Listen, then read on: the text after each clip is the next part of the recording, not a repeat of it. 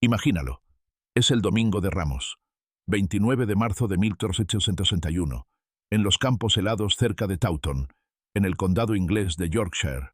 La nieve atraviesa el aire, impulsada por un viento aullante. Decenas de miles de hombres armados se enfrentan en un paisaje empapado de sangre, y el hielo y la escarcha se asientan sobre sus armaduras de metal. Durante 10 horas brutales, lucharán en una de las batallas más sangrientas jamás libradas en suelo inglés. Y todo en medio de una ventisca implacable. ¿Cómo sobrevivieron esos guerreros a condiciones tan duras? ¿Cómo soportaron las temperaturas glaciales mientras estaban encerrados en metal?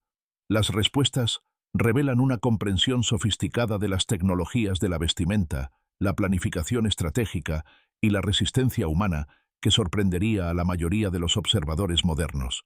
En esta exploración descubrirás la verdad sobre los caballeros medievales y la supervivencia en invierno. Revelaremos por qué la guerra de invierno era en realidad bastante rara en la Edad Media y qué la hacía tan desafiante cuando ocurría. Aprenderás sobre los ingeniosos sistemas de capas que usaban los caballeros, desde el gambesón acolchado de múltiples capas hasta las capas forradas de piel.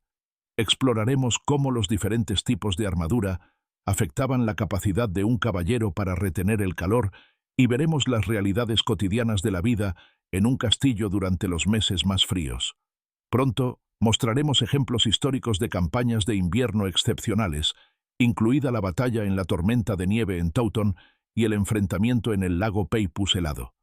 Exploraremos los riesgos para la salud asociados con la exposición al frío y revelaremos las razones económicas que hacían que la guerra de invierno fuera casi imposible para los ejércitos medievales. Al final, comprenderás que sobrevivir a los inviernos medievales no se trataba de fuerza bruta, se trataba de preparación inteligente, innovación tecnológica y la conciencia de cuándo era mejor no luchar en absoluto. Antes de que podamos entender cómo sobrevivían los caballeros al invierno, primero debemos entender cómo eran realmente los inviernos medievales.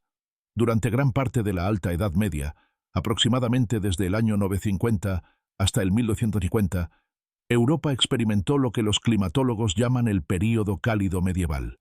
Las temperaturas eran notablemente más suaves, la agricultura florecía y el clima favorecía el crecimiento de la población. Sin embargo, este clima favorable no duraría para siempre. Alrededor de 1300, Europa entró en un período que los historiadores llaman la Pequeña Edad de Hielo, un período de enfriamiento regional que persistió hasta el siglo XIX. Las temperaturas medias de invierno en el norte de Europa cayeron hasta 2 grados, lo que provocó que el Támesis en Londres se congelara varias veces entre 1400 y 1815. Las malas cosechas se volvieron más comunes a medida que los inviernos duros acortaban las temporadas de cultivo.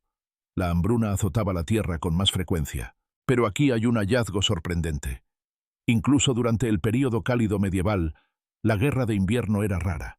La razón principal tenía poco que ver con la temperatura y todo que ver con los ritmos de la vida medieval y las limitaciones de la organización militar feudal. La guerra medieval era profundamente estacional, regida por el ciclo agrícola. La abrumadora mayoría de los ejércitos medievales estaba compuesta por la leva feudal, campesinos y nobles menores que debían servicio militar a sus señores a cambio de tierras y protección. En el sistema feudal europeo, este servicio generalmente se limitaba a 40 días al año. Algunas regiones requerían 45 días, otras establecían períodos de 60 a 90 días. Pero el principio seguía siendo el mismo. Estos hombres tenían que plantar y cosechar cultivos. No podían permitirse pasar temporadas enteras lejos de sus campos. Por lo tanto, la temporada de guerra en toda la Europa medieval seguía un patrón predecible. A principios de la primavera, una vez que los campos estaban sembrados, los señores llamaban a sus vasallos a las armas.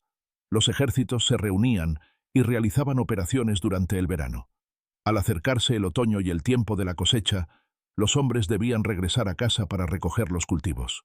A fines del otoño, la mayoría de los ejércitos se disolvían y la guerra cesaba.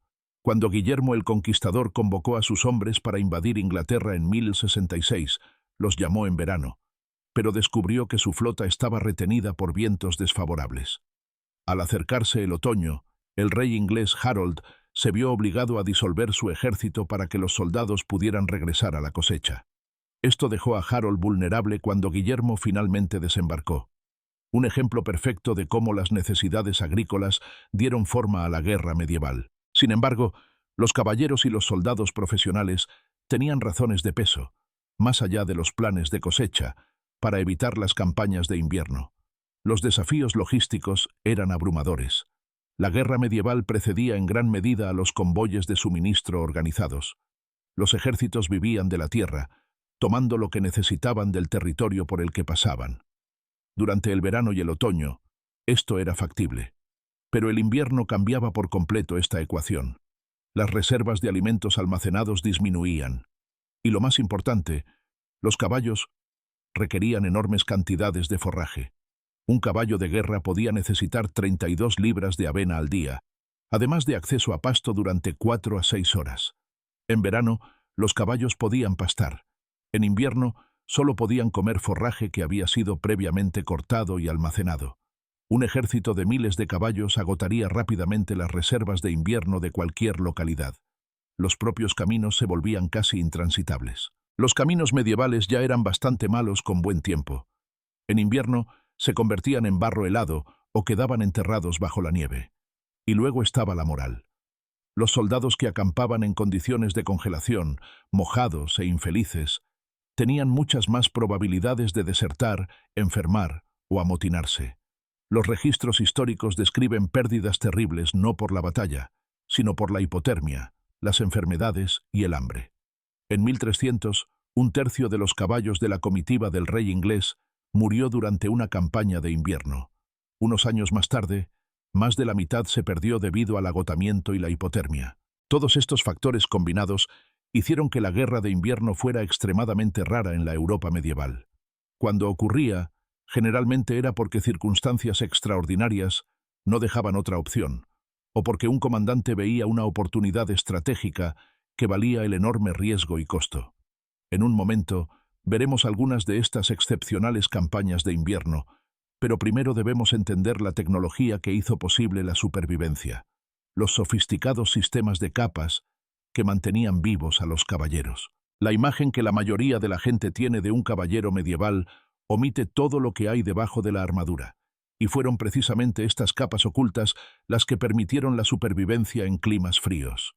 Los guerreros medievales desarrollaron una comprensión sofisticada del aislamiento, la evacuación de la humedad y la retención del calor que rivaliza con los sistemas modernos de ropa para climas fríos.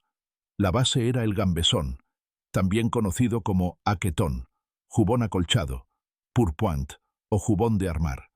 El gambesón era mucho más que un simple acolchado. Era una maravilla de la ingeniería textil medieval. Hechos de lino o lana, los gambesones consistían en múltiples capas de tela cosidas juntas mediante acolchado. El número de capas variaba según el propósito. Un gambesón usado como armadura independiente podía contener de 18 a 30 capas de tela. Un jubón acolchado usado debajo de una armadura de placas era más delgado y ajustado. Los materiales importaban inmensamente. Las fibras de lana contienen lanolina, una grasa natural que hace que la tela sea resistente al agua. La lana puede absorber hasta el 30% de su propio peso en humedad sin sentirse mojada. Esta propiedad higroscópica significaba que el sudor no penetraba inmediatamente y comenzaba a enfriar al usuario. Las fibras de lana también son extremadamente eficientes para atrapar el aire, que es el principio básico de todo aislamiento. El lino, mientras tanto, cumplía una función diferente. Al ser ligero, transpirable y menos áspero que la lana, se usaba para la ropa que se llevaba directamente sobre la piel. La capacidad del lino para absorber y liberar rápidamente la humedad ayudaba a gestionar la humedad del esfuerzo físico, evitando la acumulación de sudor que luego podría congelarse. La genialidad de las capas medievales residía en la combinación estratégica de estos materiales. Un caballero que se preparaba para el clima frío comenzaba con una camisa de lana sobre la piel. Encima venían calzas de lana y calzones, brayes. Luego venía el gambesón, la capa aislante clave. Su construcción acolchada creaba innumerables bolsas de aire que atrapaban el calor corporal. El patrón de acolchado en sí importaba. Las costuras verticales y horizontales creaban patrones de rombos o cuadrados que evitaban que el relleno se desplazara y mantenían un aislamiento constante en toda la prenda. Algunos gambesones se construían con más acolchado en áreas vulnerables como los hombros y el pecho, proporcionando protección y aislamiento graduados. Si un caballero llevaba cota de malla, se la ponía sobre el gambesón. La cota de malla pesaba entre 25 y 60 libras, dependiendo de su extensión. Una camisa de malla completa que cubría el torso y los brazos, más guanteletes y capucha integrados, representaba una carga de peso considerable. La cota de malla no proporcionaba ningún aislamiento en absoluto. De hecho, conducía eficazmente el frío y dejaba pasar el viento a través de los huecos entre los anillos. En un día frío, la cota de malla desprotegida podía en realidad acelerar la pérdida de calor al alejar el calor del cuerpo. Por lo tanto, un gambesón grueso debajo era esencial no solo para amortiguar los golpes, sino también para evitar que la cota de malla se convirtiera en una manta metálica que drenaba el calor. Los relatos de la época de los cruzados en regiones más frías enfatizan la absoluta necesidad de un acolchado adecuado debajo de la cota de malla. Para los caballeros con armadura de placas, cada vez más común desde el siglo XIV, la dinámica cambiaba un poco. La armadura de placas en realidad proporcionaba una mejor protección contra el frío que la malla en un aspecto clave. Bloqueaba el viento. Un viento fuerte puede extraer el calor corporal a una velocidad devastadora. Aunque la armadura de placas en sí no ofrecía aislamiento, servía como un eficaz cortavientos, creando una capa de aire tranquilo alrededor del gambesón acolchado que había debajo. En este sentido, un caballero con armadura de placas completa estaba algo mejor protegido contra el frío que uno con cota de malla. Pero las capas no terminaban ahí. Sobre la armadura, muchos caballeros llevaban una sobreveste, una prenda larga de tela que mostraba símbolos heráldicos. En climas fríos, esto añadía otra capa de protección contra el viento y ayudaba a mantener las precipitaciones fuera de la propia armadura. Más importante aún, para el frío extremo, los caballeros se ponían una gruesa capa de lana, a menudo forrada de piel. Estas capas representaban la capa exterior del sistema medieval para climas fríos y generalmente llegaban hasta las rodillas o más abajo. Una capa de lana pesada tratada con lanolina podía repeler eficazmente la lluvia ligera y la nieve. El forro de piel, de zorro, castor, ardilla o, para los ricos, armiño y marta, añadía un aislamiento sustancial. La capa podía envolverse firmemente alrededor del cuerpo o echarse sobre los hombros, dependiendo del nivel de actividad y las condiciones. Este enfoque de múltiples capas creaba lo que los entusiastas modernos de las actividades al aire libre reconocerían como un sistema clásico de capas. Una capa base que absorbe la humedad, una capa intermedia aislante y una capa exterior resistente a la intemperie. La gente medieval llegó a esta solución a través de siglos de experiencia práctica. El sistema tenía una vulnerabilidad crítica: el agua. Si el gambesón se empapaba por completo, las consecuencias podían ser mortales. Un gambesón mojado perdía gran parte de su valor aislante. Peor aún, en temperaturas bajo cero, podía congelarse, convirtiéndose de una prenda que salva vidas en una trampa rígida y helada que aceleraba la pérdida de calor. Esta es una de las razones por las que las campañas de invierno eran particularmente temidas. Una vez que un soldado se mojaba, podía permanecer mojado durante días o semanas, y la hipotermia era una amenaza omnipresente. ¿Qué tan efectivo era este sistema de capas? En las condiciones adecuadas, notablemente bien. Varias fuentes históricas indican que el atuendo de combate medieval era propenso a sobrecalentarse. Los caballeros involucrados en una actividad intensa generaban un calor corporal considerable, y las capas aislantes lo atrapaban eficazmente. Para combatir justo por debajo del punto de congelación, la combinación de esfuerzo físico y aislamiento efectivo podría, de hecho, hacer que las condiciones fueran más cómodas que luchar en el calor del verano. Esto revela una verdad importante. La principal amenaza para un caballero en invierno no era morir congelado mientras estaba en armadura y activo. Eran los momentos de inactividad, hacer guardia, esperar la batalla, acampar durante la noche, cuando la producción de calor corporal disminuía, pero la pérdida de calor continuaba.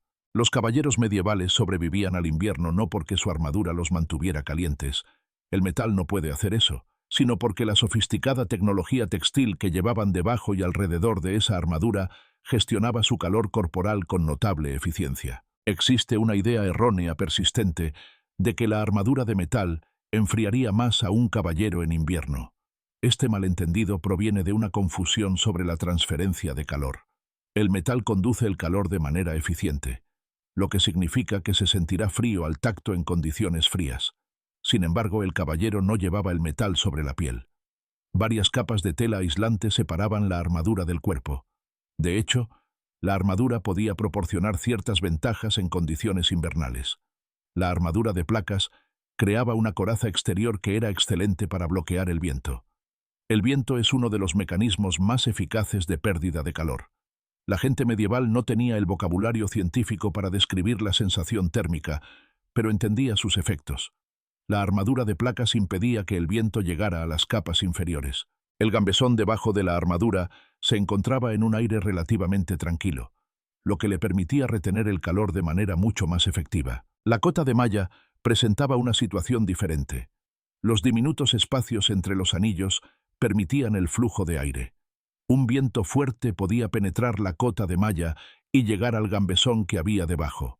Por esta razón, los caballeros que usaban cota de malla dependían más de las capas exteriores, sobrevestes y capas, para proporcionar protección contra el viento en condiciones de frío. Curiosamente, la transpirabilidad de la cota de malla podía ser una ventaja en climas cálidos, como los desiertos de Oriente Medio durante las cruzadas. Una cierta brisa podía llegar al gambesón de abajo, ayudando a gestionar el calor. Las mismas propiedades que hacían que la cota de malla fuera menos ideal para el frío intenso la hacían más tolerable en el calor extremo. El verdadero peligro asociado con la armadura en invierno no era el metal. Era lo que les sucedía a las capas de tela cuando se mojaban. Si un caballero caía en agua helada, el peso de su armadura podría dificultarle salir. Incluso si lograba salir, ahora se enfrentaba a una situación desesperada. Capas acolchadas empapadas bajo un metal pesado que tardarían horas o días en secarse. Hay que señalar otro fenómeno: el calor generado por la actividad física con armadura. Moverse con 60 a 100 libras de metal y equipo acolchado requería un gasto energético considerable. Fuentes de la época y la arqueología experimental moderna confirman que la actividad intensa con armadura completa provoca una sudoración profusa, incluso a bajas temperaturas. Un registro indica que luchar justo por debajo del punto de congelación sería una bendición en comparación con luchar en verano. Esto crea una paradoja. Un caballero que cabalgaba hacia la batalla podía sentir demasiado calor, incluso en invierno, porque el esfuerzo generaba más calor del que su cuerpo podía disipar. Pero ese mismo caballero, de pie haciendo guardia en una noche de enero, encontraría el frío cada vez más difícil de soportar a medida que la producción de calor de su cuerpo disminuía. Los guerreros medievales entendían esta dinámica por experiencia. Sabían que mantenerse caliente con armadura significaba mantenerse activo si era posible.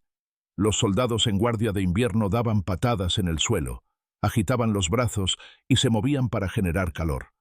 Estos no eran solo rituales, eran técnicas prácticas para gestionar la temperatura corporal con armadura.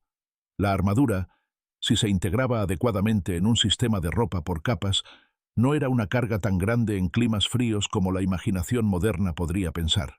Las verdaderas claves para la supervivencia eran la calidad y la sequedad de las capas acolchadas bajo el metal, y la capacidad del caballero para gestionar su nivel de actividad, para equilibrar la producción y la pérdida de calor. Pero la armadura solo podía hacer una parte. Las extremidades, manos, pies y cabeza requerían atención especial, ya que son las partes del cuerpo más vulnerables a las lesiones por frío. Si bien un torso bien aislado podía mantener caliente el núcleo del caballero, la congelación afecta primero a las extremidades. Los guerreros medievales entendían esta vulnerabilidad.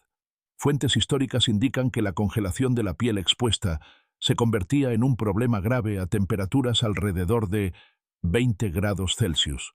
Más comúnmente, los caballeros se enfrentaban a sabañones, una condición dolorosa causada por la exposición al frío y la humedad que afecta el flujo sanguíneo a las extremidades. El calzado presentaba desafíos particularmente difíciles. La construcción de botas medievales más común era la bota invertida, turn shoe, botas de cuero hechas del revés y luego volteadas al derecho. Esta construcción ocultaba la costura principal, protegiéndola del desgaste y ayudando a prevenir la penetración de humedad a través de las puntadas. Sin embargo, el cuero no es verdaderamente impermeable a menos que se trate. Los zapateros medievales usaban diversas técnicas de impregnación. Recetas históricas describen mezclas de aceites, ceras y resinas aplicadas al cuero hasta que estuviera saturado. Una formulación mencionaba una pinta de aceite secante, 2 onzas de cera amarilla, 2 onzas de aceite de trementina y 1 onza de pez de Borgoña. La aplicación regular podía hacer que el cuero fuera significativamente más resistente al agua, aunque nunca completamente impermeable. A pesar de estos esfuerzos, las botas de cuero de un caballero podían empaparse en la nieve y el aguanieve. Fuentes históricas de la Guerra de Invierno medieval mencionan explícitamente esta amenaza. Los caballeros no temían al frío, sino a la nieve, que podía matarlos al mojarles los pies y las manos. Un caballero descuidado podría fácilmente sufrir congelación. Para una protección adicional, la gente medieval desarrolló varias soluciones. Botas con cañas más altas, que llegaban hasta la mitad de la pantorrilla o hasta la rodilla, proporcionaban más cobertura y protección contra la entrada de nieve. El diseño variaba según el propósito. Las botas de montar eran lo suficientemente flexibles para los estribos y al mismo tiempo proporcionaban una cobertura considerable. Los caballeros ricos podían tener botas forradas de piel, generalmente piel de oveja con la lana hacia adentro, lo que proporcionaba un excelente aislamiento. En los siglos XIV y XV, los londinenses comenzaron a usar una especie de chanclo llamado pattens, plataformas de madera con correas de cuero que elevaban el pie 2 o 3 pulgadas por encima del suelo húmedo y fangoso, manteniendo el calzado principal más seco. Algunos viajeros envolvían tiras de tela o cuero alrededor de la parte inferior de sus piernas para una protección adicional. Para las manos, las manoplas de lana o cuero proporcionaban un aislamiento considerable. Las manoplas eran significativamente más cálidas que los guantes, ya que permitían que los dedos compartieran el calor en lugar de aislar cada dedo. Las manoplas de invierno medievales a menudo tenían un interior de lana para el aislamiento y un exterior de cuero para la resistencia al agua y la durabilidad. Algunas tenían puños extendidos que se superponían con las mangas para evitar la entrada de nieve. Sin embargo, para un caballero que pudiera necesitar manipular armas o controlar las riendas con poca antelación, los guantes eran más prácticos, aunque menos cálidos. Muchos caballeros llevaban ambos tipos y los alternaban según fuera necesario. Guantes cuando la destreza manual era esencial. La cabeza presentaba desafíos únicos que requerían capas cuidadosas. La cabeza de un caballero generalmente estaba protegida por una armadura, una cofia de malla, un casco de placas o ambos. La cofia de malla, que cubría la cabeza, el cuello y a menudo los hombros, pesaba entre 11 y 25 libras, dependiendo de su extensión y construcción. Proporcionaba una excelente protección contra los golpes, pero absolutamente ningún aislamiento térmico. Debajo, el caballero llevaría una cofia acolchada, generalmente hecha de lino o lana acolchados, que cumplía un doble propósito. Amortiguaba el peso del casco y proporcionaba algo de aislamiento. Para el frío extremo, se podría usar una capucha o pasamontañas de lana debajo de la cofia, aunque colocar varias capas debajo de la armadura sin afectar el ajuste del casco era un desafío. El rostro era particularmente vulnerable, ya que a menudo quedaba expuesto. Las viseras y los protectores faciales podían proteger durante el combate, pero restringían severamente la visión y la respiración, lo que los hacía poco prácticos para un uso prolongado durante las marchas o en el campamento. En la batalla de Tauton, librada en una tormenta de nieve, muchos soldados probablemente tenían los rostros azotados por el viento helado y sufrieron lesiones por enfriamiento mientras mantenían la visibilidad necesaria para luchar. La jerarquía social se manifestaba en la calidad de la protección contra el frío. Un caballero rico podía permitirse varios pares de botas bien hechas, forros de piel y sirvientes que trataran su cuero con mezclas impermeabilizantes. Un soldado de infantería común tenía que arreglárselas con botas toscas, quizás complementadas con vendas de lana en los pies si tenía suerte. A pesar de todas las medidas de protección, las extremidades seguían siendo vulnerables. Una vez que aparecía la congelación, la medicina medieval tenía opciones limitadas. La protección de las extremidades subraya una verdad más amplia. Era una lucha constante contra la acumulación de pequeñas exposiciones al frío. Un caballero podía sobrevivir unas horas en condiciones invernales bastante bien con el equipo adecuado. Pero una campaña significaba días o semanas de exposición al frío. Esto nos lleva a un aspecto crucial de la supervivencia en invierno, donde encontraban refugio los caballeros cuando no estaban luchando activamente. Para muchos caballeros, los meses de invierno se pasaban en la relativa comodidad de los castillos y casas señoriales. Para un caballero destinado a un castillo en invierno, la vida era muy diferente a la de una campaña. Sin embargo, incluso dentro de los muros de piedra, el invierno presentaba desafíos. La imagen popular de un castillo medieval como un refugio acogedor es en gran parte una fantasía. La realidad era considerablemente menos cómoda, aunque seguía siendo mejor que acampar en campos helados. El gran salón se erigía como el centro arquitectónico de cualquier castillo importante. Esta gran sala funcionaba como el centro del castillo, espacio ceremonial, comedor, sala de tribunal y dormitorio para muchos de los habitantes. El gran salón era generalmente la habitación más cálida del castillo. En los castillos de la Alta Edad Media, el gran salón a menudo tenía un hogar central con el humo ascendiendo hacia una abertura en el techo. Esta disposición tenía ventajas. El fuego irradiaba calor en todas direcciones, pero también serios inconvenientes. El salón se llenaba de humo. La abertura en el techo permitía que el calor escapara y que entrara aire frío.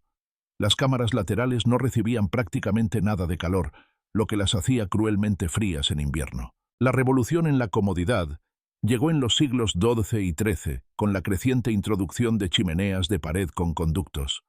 Estas mejoraron drásticamente la eficiencia de la calefacción.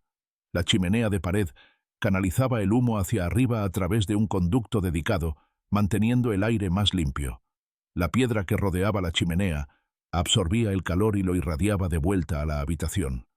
La evidencia arqueológica de castillos como el de Rochester en Kent muestra chimeneas con rica decoración, lo que sugiere que eran valoradas como símbolos de estatus.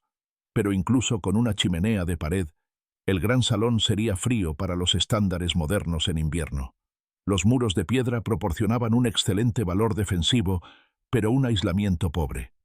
El calor se escapaba por los techos, los suelos y las ventanas. Relatos de la época mencionan que incluso con un fuego, una gran sala de piedra sería muy fría en invierno, y la gente se vestía con lana y pieles para mantenerse caliente.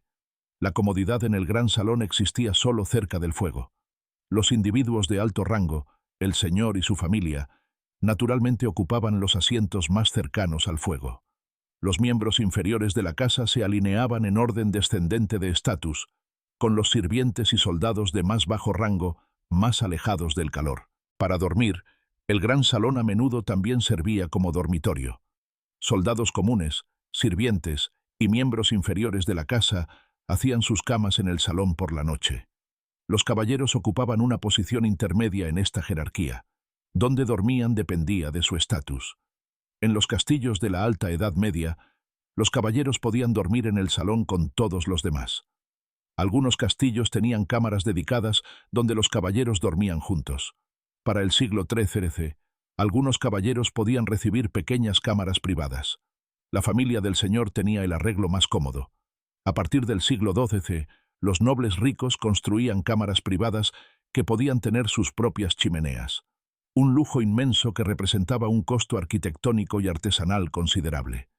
Estas cámaras privadas, a veces llamadas solars, generalmente se ubicaban en los pisos superiores, donde se beneficiaban del calor ascendente del gran salón de abajo. Si no tenían chimeneas, el calor podía proporcionarse mediante braseros portátiles.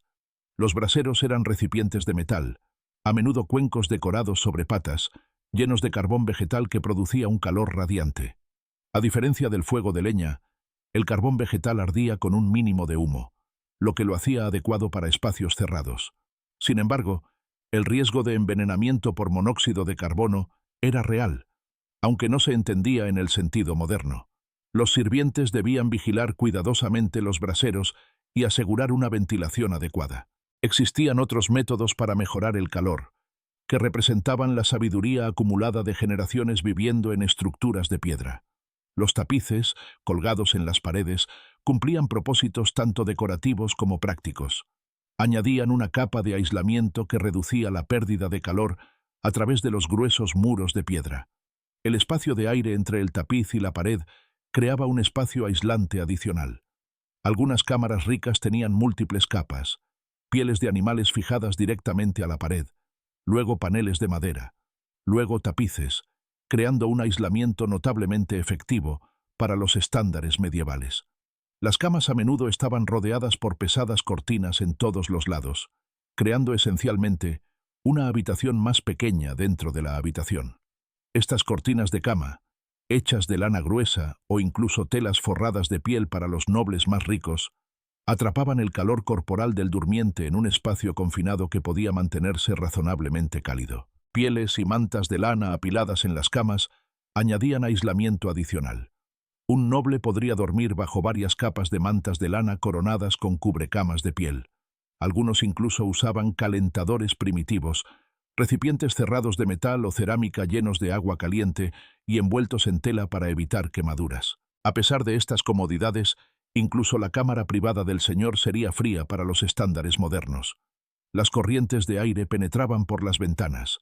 Las ventanas de vidrio, aunque cada vez más comunes en las residencias ricas en el siglo XIV etc., seguían siendo malos aislantes en comparación con las ventanas modernas de doble acristalamiento.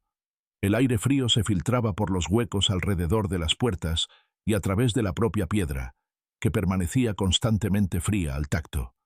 La gente a menudo usaba la mayor parte de su ropa de exterior también en el interior, incluidos gorros de lana y otras capas, y solo se las quitaban para dormir bajo pesadas mantas o al sentarse muy cerca del fuego. Para los caballeros destinados en un castillo, el servicio de guarnición de invierno tenía sus propios ritmos. Había que mantener los turnos de guardia, lo que significaba horas de pie en las murallas heladas. Estas posiciones eran miserables en invierno. Los guardias golpeaban los pies, se movían constantemente y se acurrucaban alrededor de pequeños braseros. Los turnos de servicio solían ser más cortos en invierno, ya que la exposición prolongada al frío era cruel e ineficiente. La vida en el castillo en invierno era soportable, incluso ocasionalmente cómoda para aquellos de alto estatus, pero requería una atención constante al mantenimiento de los fuegos, la gestión de los suministros de leña y la organización del espacio social. Para los caballeros, representaba la base de la comodidad invernal, una base que anhelarían si las circunstancias los obligaran a emprender una campaña de invierno. Y las circunstancias a veces los obligaban. Veamos esos casos excepcionales en los que los ejércitos medievales realmente marcharon a la batalla en invierno. La guerra de invierno en la Europa medieval era rara, pero no desconocida. Cuando ocurría, generalmente era impulsada por una necesidad extraordinaria o una oportunidad inusual. Examinar ejemplos históricos específicos revela tanto las dificultades extremas como las ocasionales ventajas estratégicas. La batalla de invierno más famosa en la historia inglesa sigue siendo la batalla de Taunton, que se reunió en los campos cerca de Taunton, en Yorkshire. La batalla se libró durante 10 horas brutales en un clima espantoso. Un viento aullante impulsaba nieve y aguanieve a través del campo de batalla. El clima se convirtió en un factor táctico. El comandante de York, Lord Fauconberg, se dio cuenta de que el viento soplaba hacia los Lancaster. Ordenó a sus arqueros que dispararan una sola descarga y luego retrocedieran. Los arqueros de Lancaster, esforzándose por ver a través de la nieve cegadora, respondieron, pero disparaban contra el viento, y sus flechas caían lejos de las posiciones de York. Mientras tanto, las flechas de York, llevadas por el viento, alcanzaban un mayor alcance. Los Lancaster desperdiciaron munición preciosa, mientras que los arqueros de York recogían las flechas caídas para reabastecerse. Las condiciones eran infernales para todos los involucrados. Los hombres luchaban encerrados en armaduras a temperaturas bajo cero, con la nieve acumulándose en su equipo. Al final, el campo estaba sembrado de cuerpos. Las estimaciones sugieren entre 28.000 y 30.000 muertos. No hay duda de que Taunton se encuentra entre las batallas más sangrientas jamás libradas en suelo inglés. y las condiciones climáticas contribuyeron significativamente al sufrimiento. Para una verdadera guerra de invierno, podríamos mirar hacia Europa del Este, donde condiciones diferentes a veces hacían del invierno la temporada de guerra preferida. La batalla del lago Peipus, librada el 5 de abril de 1242, tuvo lugar en el lago helado. En Rusia y Lituania, el invierno en realidad mejoraba la movilidad.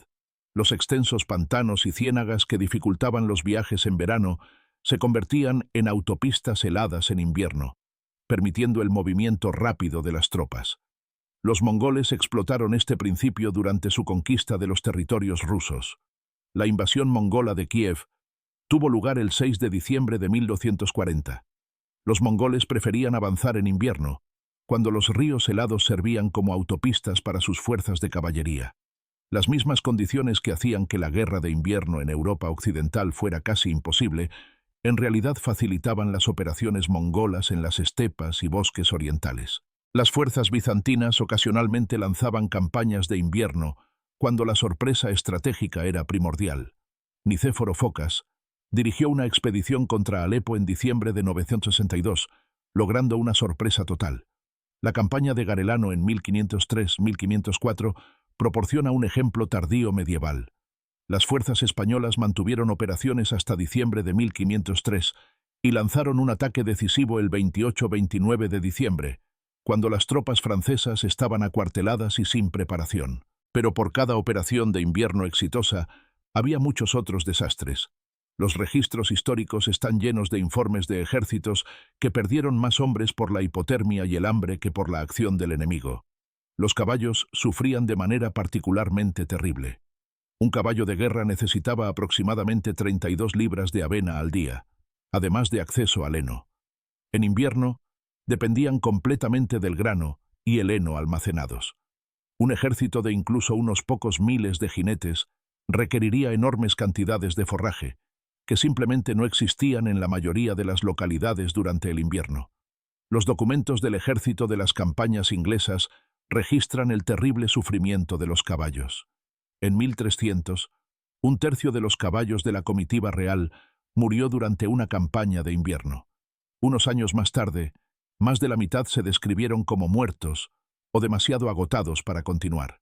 Cuando se acababa el forraje, las unidades de guarnición a veces se enfrentaban a la terrible elección de comerse sus propios caballos para evitar la inanición. Para los soldados humanos, las campañas de invierno significaban una exposición constante al frío, la humedad y las privaciones. Las tiendas utilizadas por los ejércitos medievales ofrecían cierta protección, pero estaban lejos de ser cómodas en invierno. Las tiendas simples para los soldados comunes proporcionaban un aislamiento mínimo. Los caballeros podían tener tiendas de pabellón más grandes, pero incluso éstas requerían una gestión cuidadosa.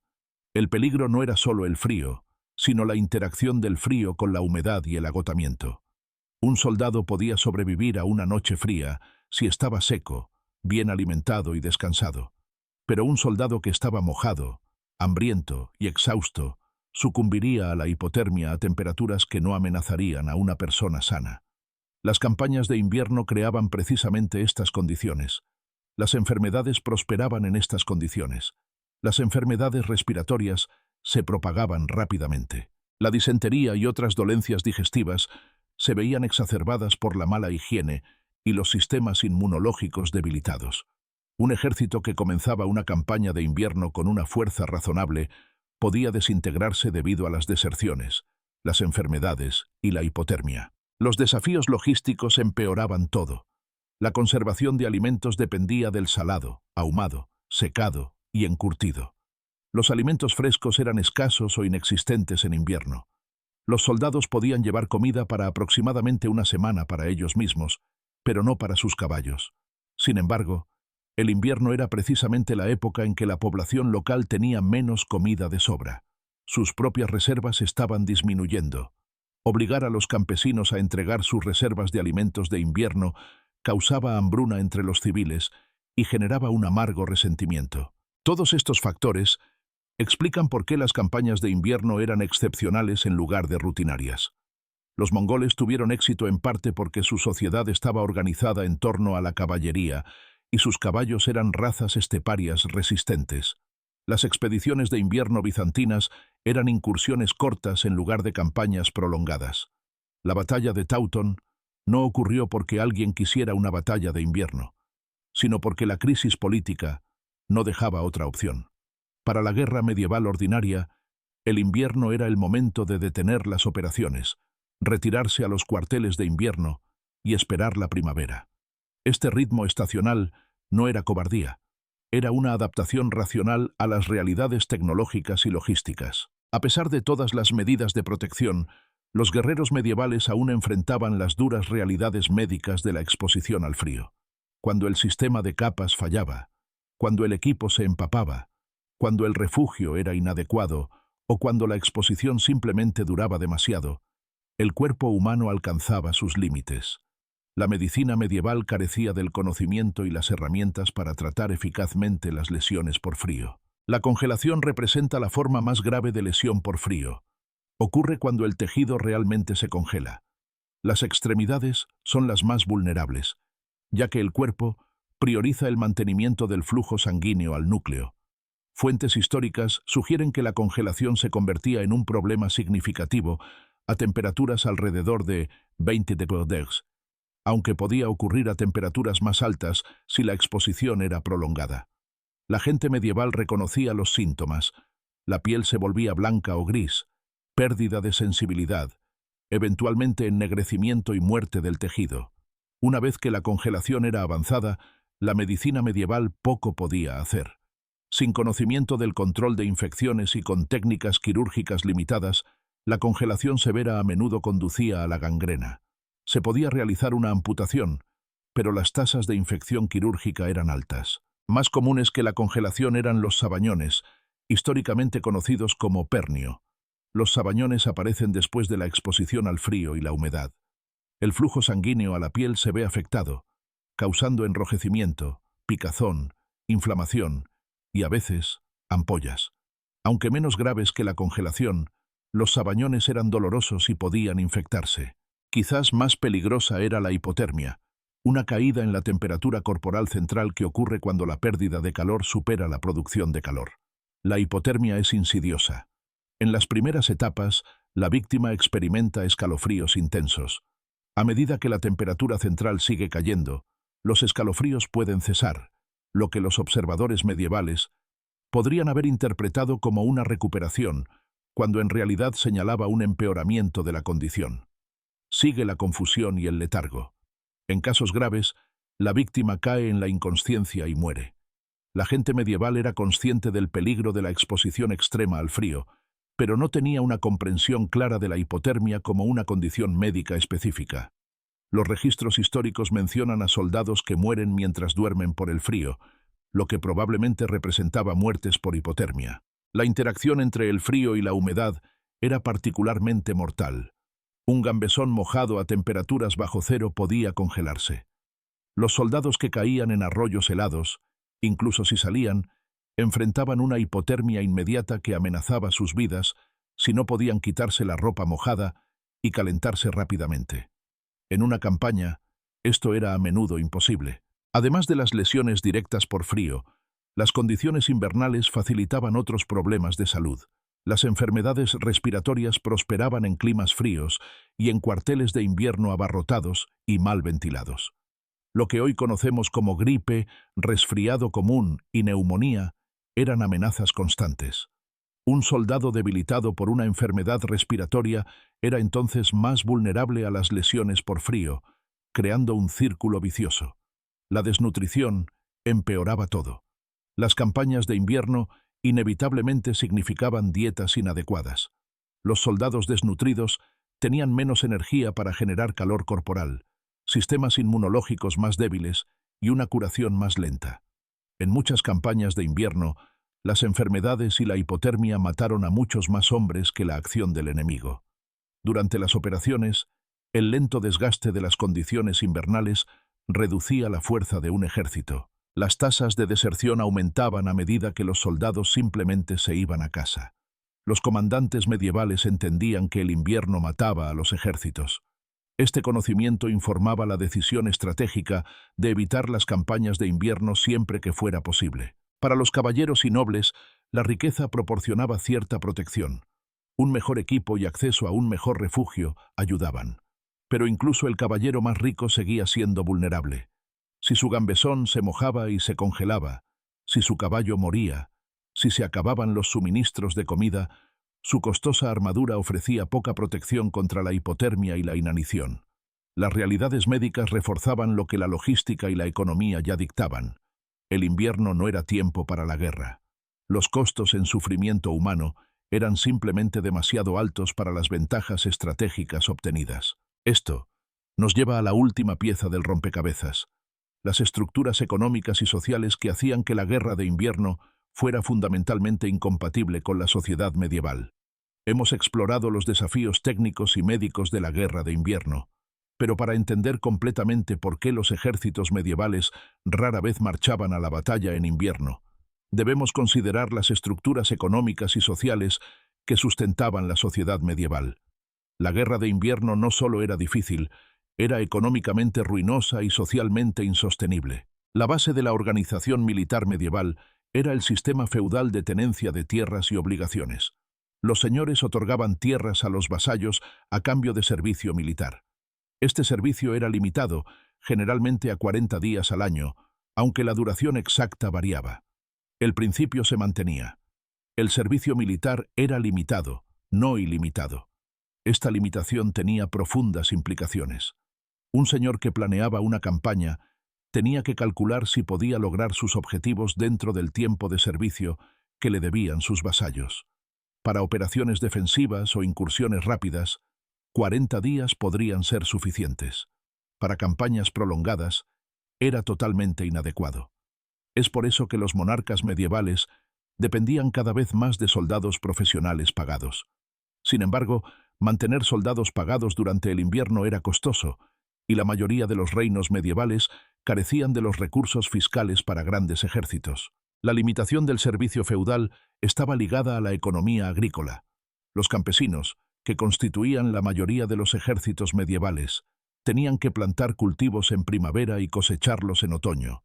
Estas necesidades agrícolas no eran flexibles. Si se perdía la temporada de siembra, no habría cosecha. Ambos fracasos significaban hambruna. La agricultura medieval operaba al límite. Un campesino llamado al servicio militar tenía que hacer arreglos para que alguien cuidara sus campos. Este arreglo podría funcionar para los 40 días tradicionales durante el verano, cuando las demandas de trabajo agrícola eran ligeras. No podía funcionar para ausencias de meses durante las temporadas de siembra o cosecha. El calendario de la temporada de guerra medieval reflejaba exactamente estas limitaciones. Los ejércitos feudales se reunían después de la siembra de primavera. Hacían la guerra durante el verano. Se disolvían antes de la cosecha de otoño, cuando se necesitaba a todo hombre apto para recoger la cosecha. El invierno era la época en que las demandas de trabajo en la tierra eran más bajas.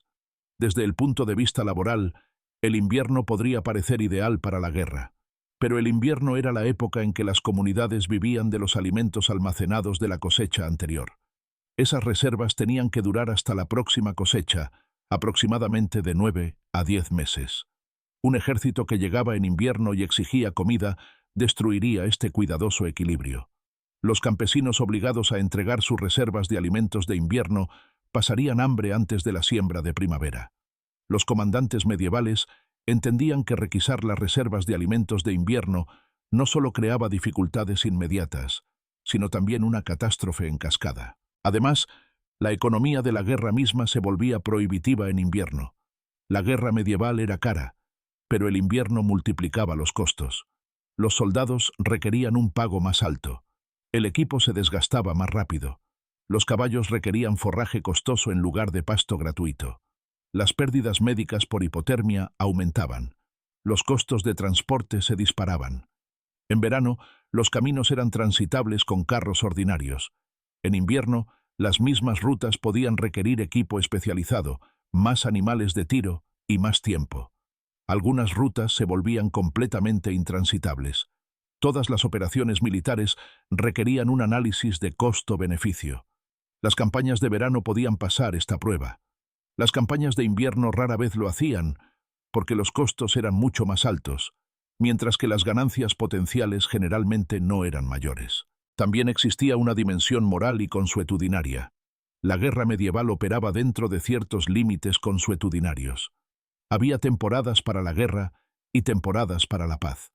El invierno era reconocido como un tiempo en que la caridad cristiana requería un respiro de la guerra, cuando se suponía que los señores debían estar con sus familias celebrando la Navidad y otras festividades. Violar estas costumbres marcaba a un comandante como impío y generaba resentimiento.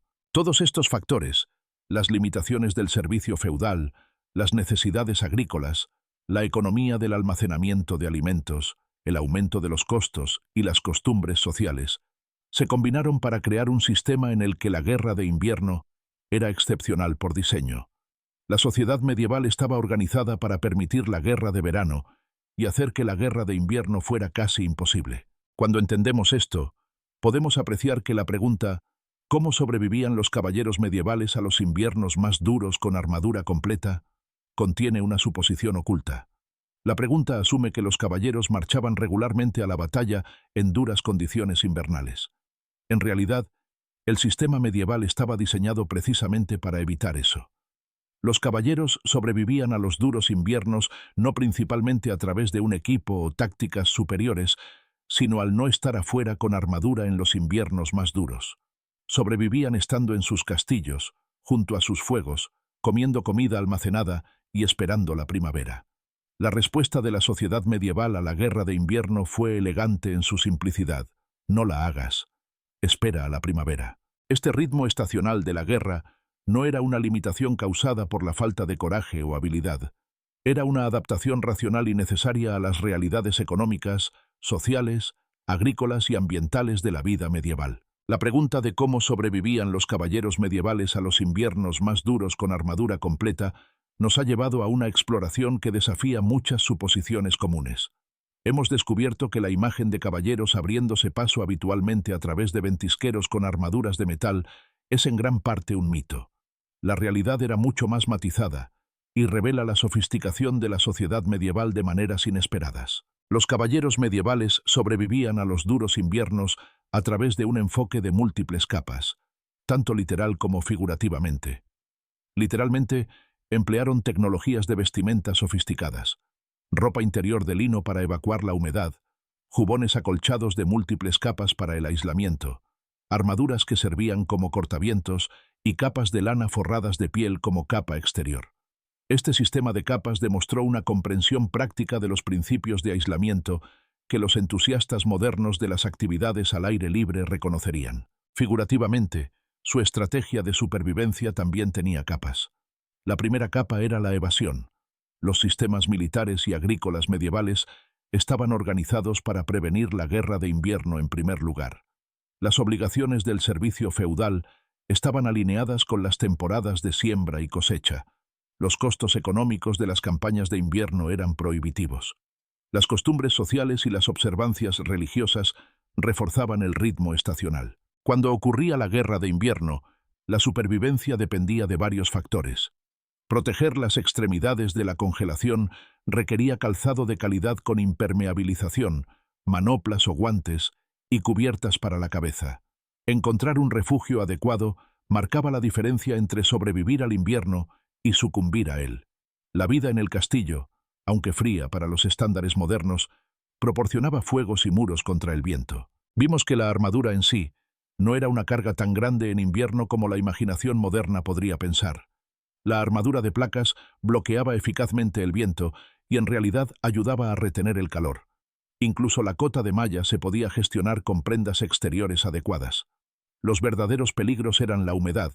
Un gambesón empapado podía congelarse, y el costo acumulativo de la exposición prolongada. Los ejemplos históricos que exploramos, la batalla en la tormenta de nieve en Tauton, la lucha en el lago Peipus helado, las invasiones mongolas de invierno, demuestran que la guerra de invierno era posible, pero excepcional. Estas campañas generalmente tenían éxito gracias a la sorpresa o a circunstancias inusuales. Incluso cuando tenían éxito, cobraban un precio terrible en bajas humanas y animales por hipotermia, enfermedades y hambre.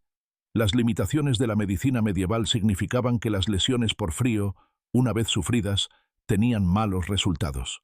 La prevención, a través del equipo adecuado y evitando la exposición innecesaria, era la única estrategia confiable. Mirando hacia atrás desde una perspectiva moderna, ¿qué podemos aprender? Primero, que la sofisticación tecnológica no siempre es obvia.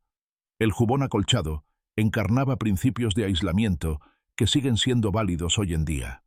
Los sistemas modernos de ropa de invierno, capa base, capa intermedia aislante, capa exterior resistente a la intemperie, se corresponden directamente con el enfoque medieval. Segundo, que los desafíos ambientales dan forma a sociedades enteras. Los ciclos agrícolas medievales, las obligaciones feudales, la arquitectura de los castillos, las prácticas de almacenamiento de alimentos y los calendarios militares se adaptaron a las realidades de los duros inviernos. Podemos reflexionar sobre cómo las estructuras de nuestra propia sociedad reflejan adaptaciones a las limitaciones ambientales que damos por sentadas. Tercero, que la riqueza y el estatus siempre proporcionaron ventajas para sobrevivir a condiciones duras. El caballero rico con botas forradas de piel, múltiples gambesones y sirvientes para cuidar su equipo, tenía probabilidades incomparablemente mejores que el soldado de infantería común con botas toscas y una delgada capa de lana. Y finalmente, el enfoque medieval nos recuerda que a veces la respuesta más sabia a condiciones peligrosas es simplemente esperar a que pasen. Nuestra cultura moderna a menudo celebra la superación de obstáculos. La sociedad medieval, careciendo de las herramientas tecnológicas para hacer que la guerra de invierno fuera rutinaria, se organizó en torno a la aceptación de las limitaciones del invierno. Hay sabiduría en reconocer cuándo las condiciones hacen que el esfuerzo sea demasiado costoso y elegir esperar a una temporada mejor. Los caballeros en sus armaduras, las capas de lana y lino debajo, las chimeneas de los castillos y las treguas estacionales eran parte de un sistema integrado para coexistir con el invierno, no para conquistarlo. Esta coexistencia requería innovación tecnológica, organización social, cálculo económico y paciencia estratégica. Gracias por acompañarme en esta exploración de la supervivencia medieval en invierno. Si encontraste esclarecedor este examen de la vida medieval, te agradecería que le dieras me gusta a este video y lo compartieras con otros interesados en la historia medieval. Considera suscribirte al canal para más inmersiones profundas en las realidades de la vida medieval, yendo más allá de los mitos para entender cómo vivían, luchaban y sobrevivían realmente las personas en la Edad Media. Tus comentarios y preguntas son siempre bienvenidos. Me interesa especialmente saber si esto cambió tu imagen mental de la guerra medieval y el invierno.